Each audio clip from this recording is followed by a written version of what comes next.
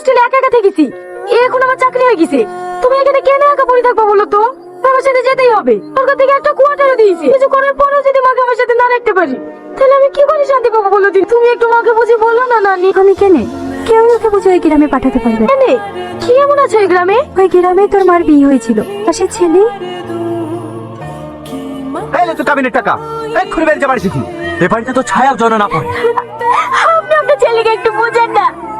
আপনিও তো একজন মেয়ে। মেয়ে সন্তান হওয়া কি কোনো অপরাধ? না অপরাধ। আমি পীর বাবাকে পর্যন্ত জিজ্ঞেস করেছি, তোর কোনোদিনও ছেলে সন্তান হবে না। আশা করেছিল বংশে প্রদীপ জ্বালানোর জন্য আমার একটা লাতি হবে, আর তুই শেষে কিনা একটা মেয়ে জন্ম দিলি। তোর এই বাড়িতে কোনো জায়গা নাই।